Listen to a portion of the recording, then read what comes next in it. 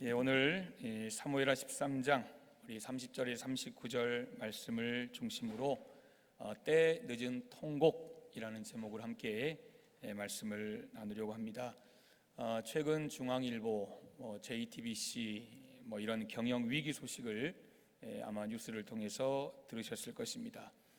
그 뉴스를 들으면서 문득 이런 생각을 했습니다. 어떻게 저렇게 갑자기 부도 이야기가 나오지? 이런 생각을 했습니다.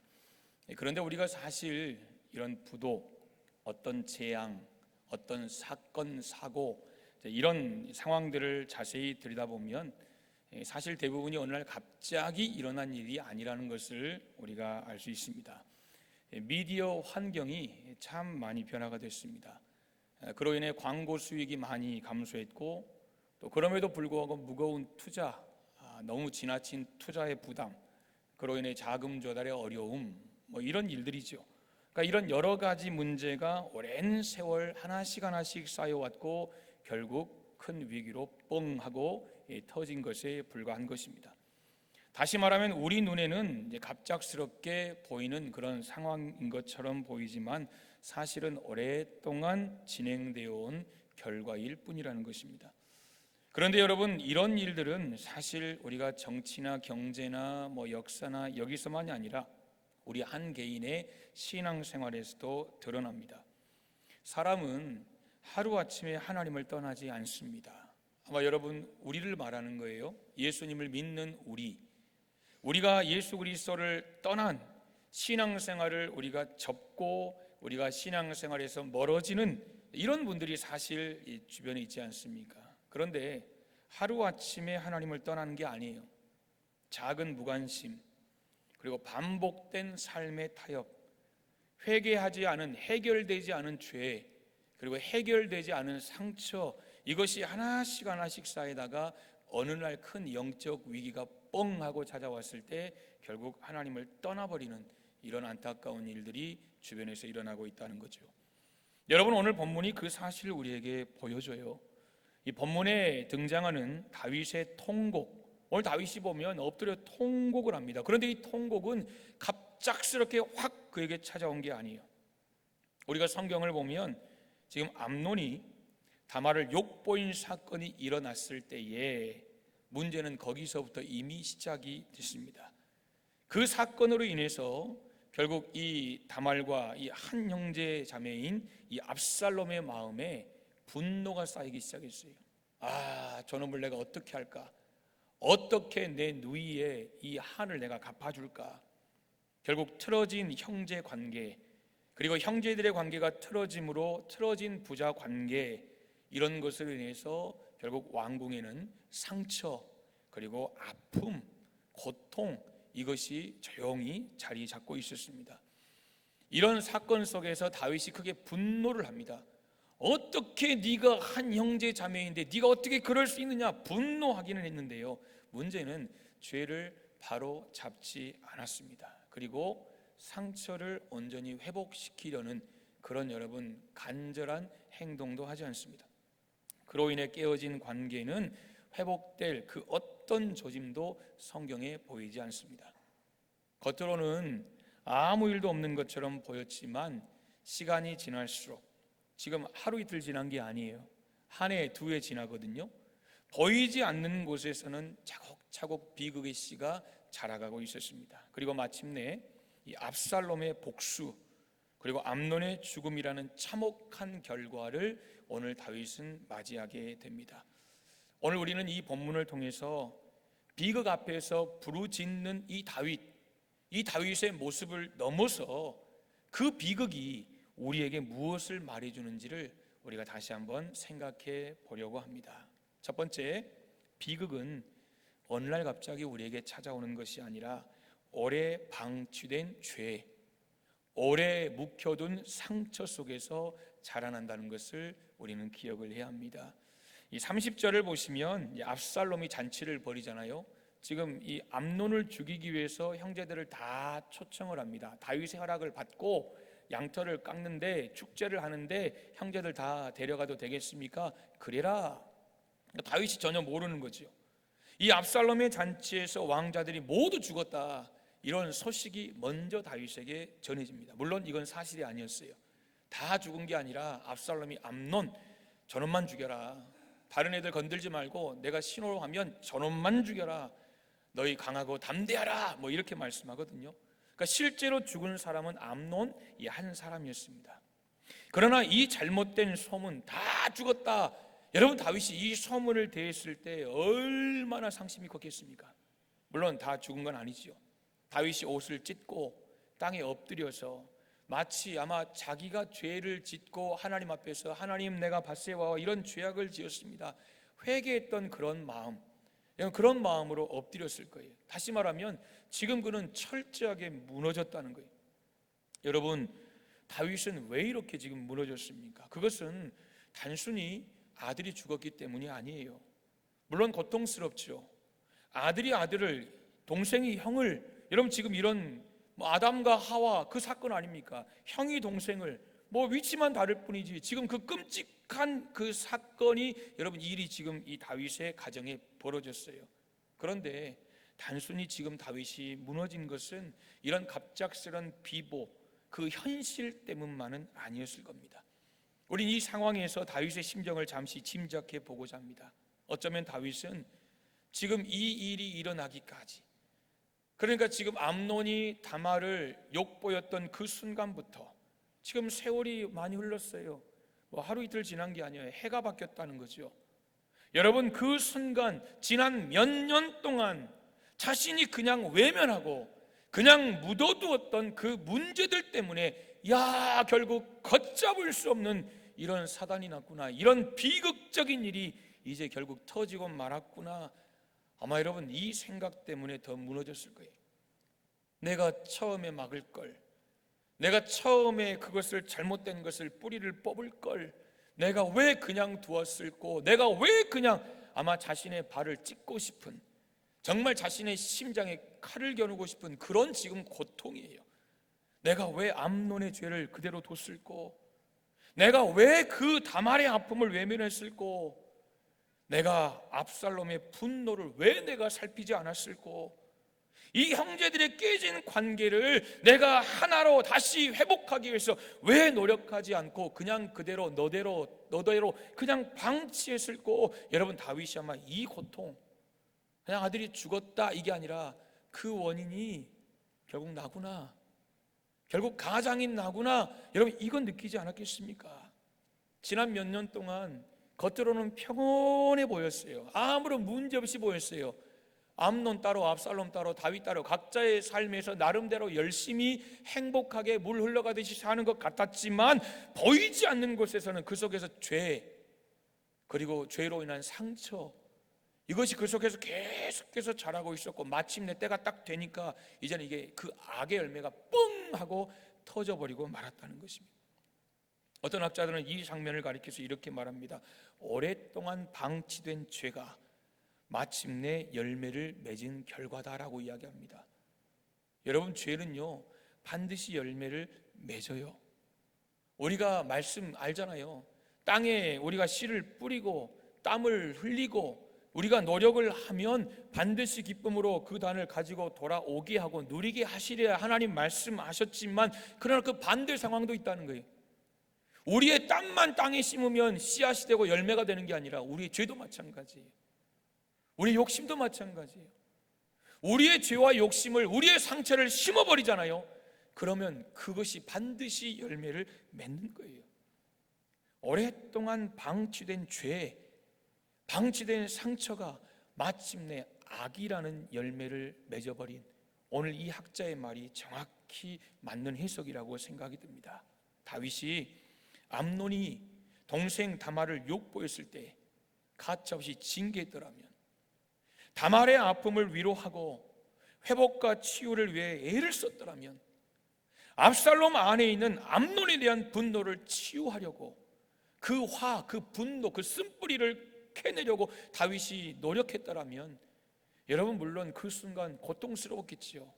아들을 쳐야 하고 형제 간에 뭔가를 위해서 서로 간에 분명히 서로 대립되는 그 기간이 있었을지 모르겠지만, 그러나 오늘 다윗은 본문에 기록된 이 사건으로 인해 가슴 찢는 고통을 경험하지 않아도 되었을 것입니다.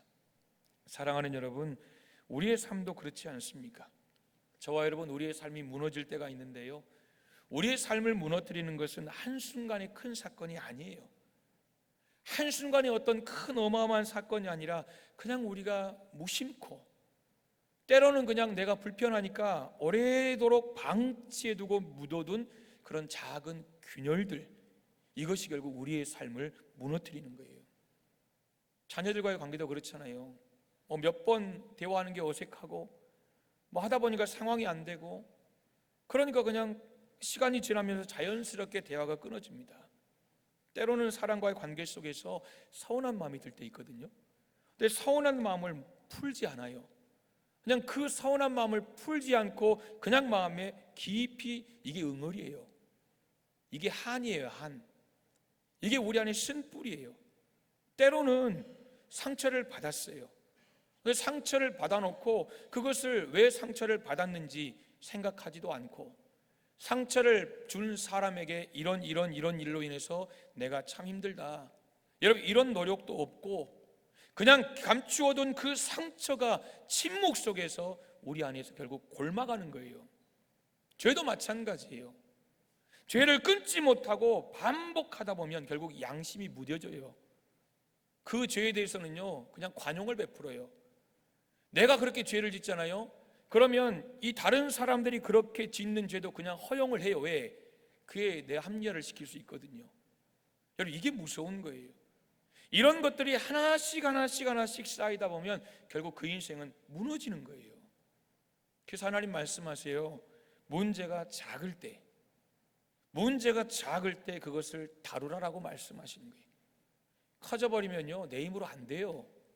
그러니까 그냥 포기해버려요. 어차피 내 힘을, 내 능력을, 내 소관을 벗어난 것. 그러나 문제가 시작되는 단계, 다시 말하면 정말 작을 때 얼마든지 우리는 그것을 컨트롤할 수 있다는 거예요. 에베소서 4장 26절 27절 여러분 잘 아시지요?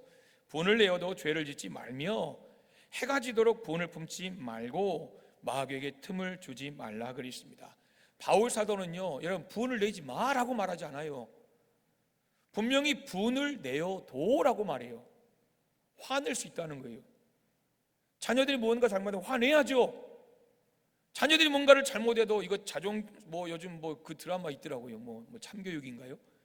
여러분 실제로 학교에서 일어나고 있는 일들, 와, 이 시대 선생님들 진짜 어떻게 그걸 하는지 모르겠어요.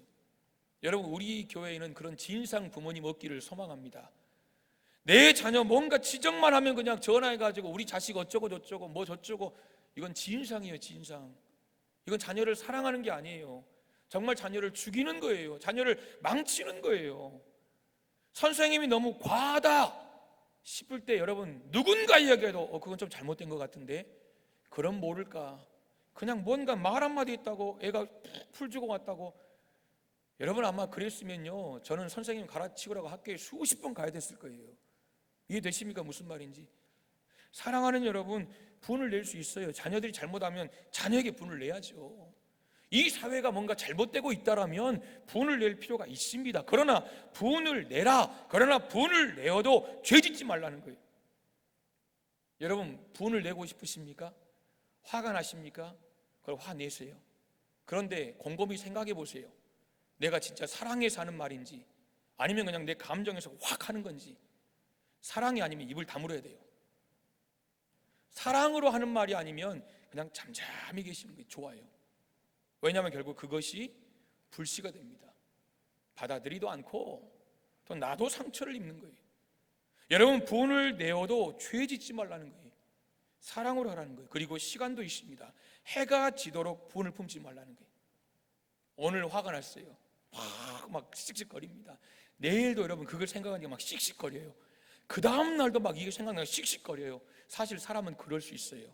이게 깨끗하게 딱 잊혀지면 좋은데 그게 잘 안 되거든요, 솔직히 누구나. 여러분, 그러나 성경은 말하는 거예요. 분을 내어도 죄 짓기까지 가지 말라는 거예요. 화가 나면 화를 내고 거기서 끝나는 거예요. 살을 붙이고 뭐하고 하지 말고, 그리고 해지기 전에 그날 보는 그날로 끝나는 거예요. 왜요? 이건 마귀에게 틈을 주는 거예요. 틈이 무서운 거예요. 분노 자체를 금한 것이 아니라 분노를 오래 품지 말고 방치하지 말라는 거예요. 히브리서 12장 15절은 이렇게 말씀하세요. 너희는 하나님의 은혜에 이르지 못하는 자가 없도록 하고 다 하나님의 은혜에 도달하게 해라. 그러면서 또 쓴뿌리가 나서 괴롭게 하여 많은 사람이 더럽게 되지 않게 하며 그랬습니다. 히브리서 12장 15절은 지금 마음속에 서운함 있잖아요. 그리고 마음속에 상처 있잖아요. 이것을 우리가 방치하면 이게 쓴뿌리가 된다는 거예요. 여러분 모두에게 쓴뿌리 있어요. 이 표현에 우리가 어감이 다를 뿐이지 여러분 다 우리 안에 그런 마음이 있다고요. 우리 안에 툭 건드리면 확 올라오는 거 있잖아요. 여러분 없나요? 저도 있어요. 건들지 마세요. 서로 건들지 마세요. 여러분 건들면 안 돼요. 왜 남의 연약함을 막 살살 긁냐고요.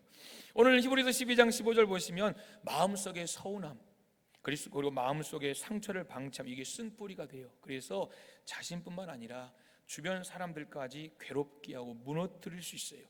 그러므로 하나님의 은혜 안에서 그것을 속히 다루라는 거예요. 속히 여러분 다루라는 거예요. 속히 다루라. 오늘 말씀하는 거예요. 잠언 17장 14절 다투는 시작은 뚝에서 물이 새는 것 같은즉 싸움이 일어나기 전에 시비를 그칠 것이니라 그랬어요. 무슨 말이냐면 작은 다툼 절대 가볍게 여기지 말라는 거예요. 여러분 다투는 시작 이게 다투잖아요. 사람들이 말 한마디로 툭툭 할 때 있잖아요. 그런데 그게 어떤 의미냐? 뚝에서 물이 새는 것 같다는 거예요. 뚝에서 물이 셉니다. 처음에는 뭐 저거 가지고 이렇게 생각할 수 있지만 그러나 결국 어떻게 돼요? 이게 무너질 수 있다는 거예요. 싸움이 일어나기 전에 그러므로 싸움이 일어나기 전에 시비를 그칠지니라 그랬어요. 이게 지혜라는 거예요. 여러분 끝까지 가면 안 돼요. 볼장 다 보면 안 돼요. 이건 멍청한 사람이에요. 이건 지혜로운 사람이에요. 끊을 때 끊을 줄 알고 자를 때 자를 줄 아는 사람이 이런 사람이 지혜로운 사람이에요. 오늘 성경은 말하는 거 그거예요. 하나님은 문제가 작을 때 다루라는 거예요. 커져버리면 우리 능력 갖고 안 되거든요. 상처가 깊어지기 전에 살펴보는 거예요. 죄가 내 삶에서 자라가기 전에 먼저 돌이키는 거예요. 관계가 완전히 무너지기 전에 먼저 손을 내밀라는 거예요. 왜냐하면 지금 이런 비극은 결국 작은 문제들을 그대로 두는 일이 반복되면서 생기기 때문이에요. 그렇게 방치된 죄와 상처는 결국 가슴을 찢잖아요. 오늘 보세요. 다윗의 가슴을 찢어요. 통곡을 하는 거예요. 그러면서 관계가 틀어지잖아요. 관계가 깨져요. 상처, 돌이킬 수 없는 후회만 다윗의 가슴 속에 남게 됩니다. 그러므로 여러분 비극은 오늘 갑자기 찾아오는 것이 아니라 오래 방치된 죄 그리고 상처에서 자란다는 것을 기억하고 여러분의 상처가 깊어지기 전에 죄가 자라기 전에 관계가 완전히 무너지기 전에 우리의 삶을 다시 한번 점검하고 하나님 안에서 거룩하고 건강하게 세워가는 저와 여러분의 삶이 될 수 있기를 간절히 소망합니다. 아멘. 이 모든 비극이 지나간 뒤에야 지금 다윗은 자신이 지켜내지 못한 관계, 무너진 가정 앞에서 그 가정의 소중함을 다시 한번 느끼게 됩니다. 여러분 사람은 참 이상하죠. 은혜를 누릴 때는 이게 당연히 여기거든요. 그냥 당연한 거예요. 사랑을 받을 때는 이게 참 익숙해요. 참 익숙하다가 그것을 잃어버린 후에야 비로소 이게 진짜 큰 선물이었구나 라는 것을 깨닫게 됩니다. 그러나 그것을 깨닫는 그때는 이미 늦은 겁니다. 사람은 곁에 있을 때는 모르지만 잃고 나서야 깨닫는 것. 여러분 이거 우리가 흔히 하는 실수 아닙니까? 예로 건강이 그렇잖아요. 건강할 때 그것이 은혜인지 몰라요. 병이 찾아오면 비로소 우리가 다시 몸의 소중함을 깨닫고 다시 몸을 점검하게 됩니다. 그리고 또 부모님의 존재가 그런 것 같아요. 부모님이 곁에 계실 때는 바쁘잖아요. 얼마나 자녀들 바빠요. 하루하루 살아가는 게. 그러니까 바쁘기 때문에 여러 가지 사랑 미루고 하여튼 그렇습니다. 그러나 국룰이 무엇입니까? 떠나가신 뒤에는 여러분 모두가 효자 효녀가 된다는 거예요. 떠나가고 난 다음 떠나가신 뒤에는 그러나 안타깝지만 아무리 불러도 닿지 않는 그 가슴 절절한 그리움만 여러분 남는 거, 여러분 그거 아니겠습니까?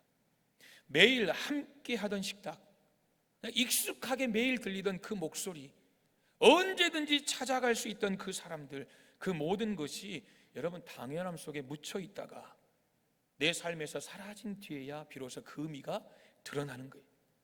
아마 오늘 다윗도 통곡하며 이렇게 생각했을 것 같아요.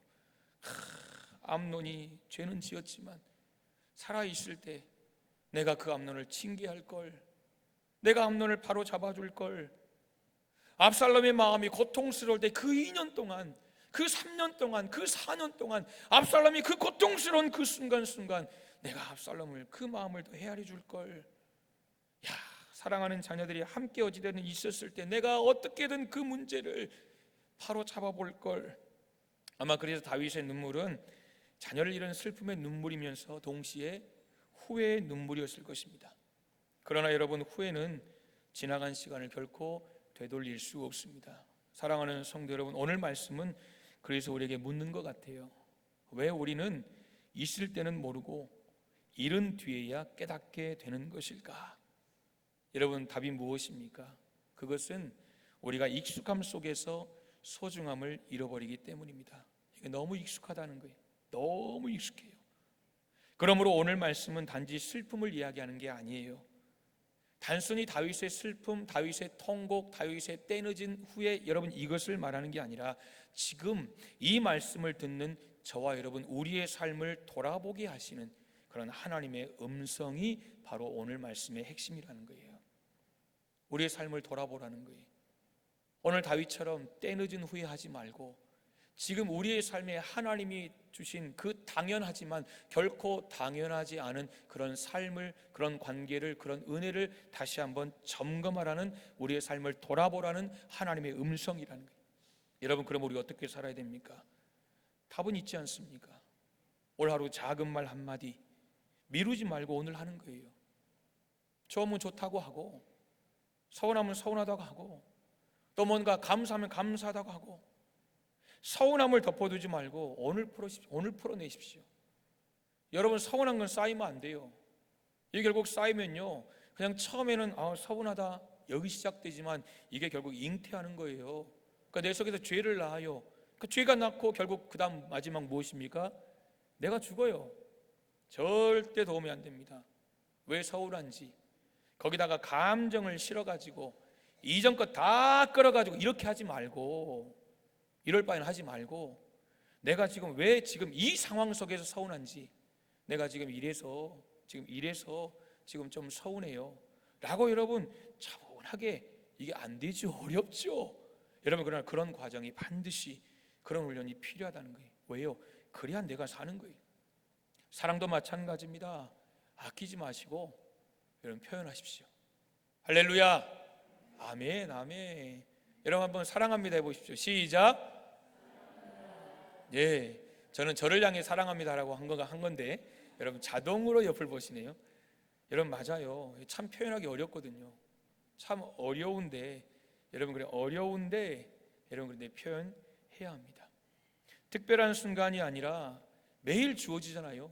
물론 내일이 있으려면 모르겠지만 우린 눈 떠보면 그게 오늘이니까 당연히 우리에게 주어지는 오늘, 지극히 평범한 하루 속에서 하나님이 오늘 또 내게 주신 그 관계를 소중히 붙드는 삶, 여러분 그게 중요한 거예요. 그것이 오늘 말씀 앞에서 우리가 선택해야 할 삶이라는 거예요. 사랑하는 여러분, 그러므로 있을 때 잘하는 게 사랑이에요.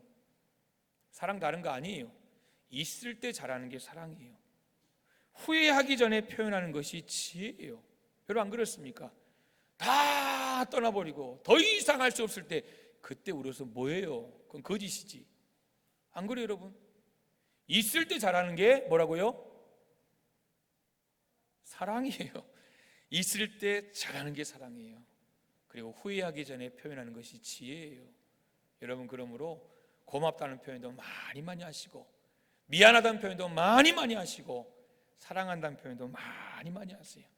결국 신앙은요, 내일이 아니에요. 우리의 신앙은 내일이 없어요. 여러분, 내일 누가 장담해요?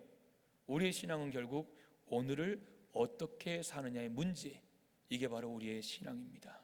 그런데 여러분, 우리의 현실은 여기서 또 한 가지 질문을 우리에게 던집니다. 그렇다면 이미 엇갈려 버린 관계, 이미 틀어져 버린 마음은 어떻게 해야 되는가?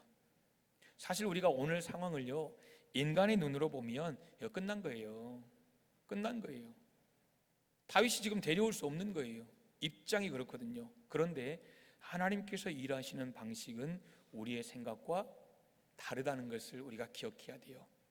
여러분 기도하실 때 여러분에게 가장 중요한 확신이 뭐냐면 하나님 응답하신다, 이거 아니에요. 내 기도에 하나님 반드시 응답하신다, 이거 아니에요. 여러분 이해하시겠어요? 기도하실 때마다 하나님 내가 드리는 기도에 분명히 응답하신다, 나 확신한다, 이게 아니라 하나님이 일하시는 방식은 내 생각과 다를 수 있다라는 것을 여러분 먼저 붙드셔야 되는 거예요. 내가 기도하면 반드시 응답하신다, 여러분 이렇게 생각하면요, 하나님의 예루살렘에 진이 받게 되지 않아요. 그러나 하나님께서 일하시는 방식은 내 생각과 다를 수 있다라는 것을 우리가 전제로 기도하면 하나님이 어떤 은혜를 주시고 어떤 방법으로 어떤 우리에게 결과를 주시든 그 결과에 우리가 감사할 수 있는 거예요. 여러분 오늘 사무엘하 13장은 비극으로 끝난 것처럼 보이지만 그 속에서도 하나님은 여전히 다른 흐름, 다른 인도를 우리에게 보여주고 계세요. 그게 뭡니까? 관계는 멀어진 것 같아도 회복의 가능성은 남아있더라는 거예요. 관계는 멀어졌거든요. 지금 멀어졌잖아요. 아버지 입장에 생각해 보세요. 장남을 죽였어요. 그것도 여러분 뭐 원인은 있지만 지금 그런 상황인데 분명히 관계는 멀어질 수밖에 없지만 그러나 그것으로 끝난 게 아니라 커튼이 내려온 게 아니라 회복의 가능성은 여전히 남아있더라는 거예요. 암논은 죽었습니다. 압살롬은 그슬로 도망갔습니다. 관계는 회복이 불가능해 보입니다. 그런데 마지막 39절 보시면 다윗 왕의 마음이 압살롬을 향하여 간절했다라 그랬어요. 여러분 지금 도망간 아들 다윗이 아무 말도 안 해요. 지금 책망도 못하죠. 앞에 있어야 뭐 책망을 할 거 아닙니까? 너 이렇게 명령하지도 못해요. 그저 마음속으로 끊임없이 압살롬을 바라보고 있을 뿐입니다. 왜냐하면 그가 지금 바라보고 있는 이 사람, 이 압살롬, 왕으로 보면요 하나님 말씀에 따라서 죽여야 돼요. 살인자는 살인으로, 이게 구약이잖아요. 심판해야 할 죄인이지만 왕만이 아니잖아요. 왕과 백성의 관계가 아니라 지금 아버지와 아들의 관계가 얽혀 있거든요. 왕으로 보면 심판해야 될 살인자 죄인이지만 아버지로 보면 끊어낼 수 없는 아들이기 때문이에요. 오늘 그 관계예요. 머리로는 정리해야 된다, 이 나라의 정의와 공의를 위해서 내 아들이지만 정리해야 된다라고 말하지만 그렇게 끊임없이 머릿속엔 여러분 그 말이 요동치지만 마음은 끝내 정리가 되지 않아요. 그래서 다윗은 아무것도 하지 못한 채 오늘 마지막 구절처럼 그냥 간절한 마음만 품고 있는 거예요. 야, 저놈도 죽으면 안 되는데, 여러분 그 마음 아니겠어요? 저놈도 죽으면 안 되는데 하나 죽은 것도 너무 고통스러운데, 오늘 지금 다윗의 마음, 사랑하는 성도 여러분, 이것이 아버지의 마음이라는 거죠. 잘못한 아들이라도 아들입니다. 멀리 떠나버린 아들이라도 아들입니다. 돌이킬 수 없는 짓을 한 아들이라도 아들입니다. 물론 끊어야 할 분명한 충분한 이유가 있습니다. 그럼에도 끊지 못하는 마음이 더 큽니다. 분명히 죄는 관계를 끊어야 할 것 같고 상처는 정리해야 할 것 같지만 놀라운 것은 사랑은요 그 모든 논리를 뛰어넘는다는 거예요. 뛰어넘어버려요. 심지어 여러분 어떤 일들이냐면 가끔요 그 뉴스를 보다 보면 부모님들이, 나이 많으신 분들이 동성애를 옹호하는 분들이 있어요.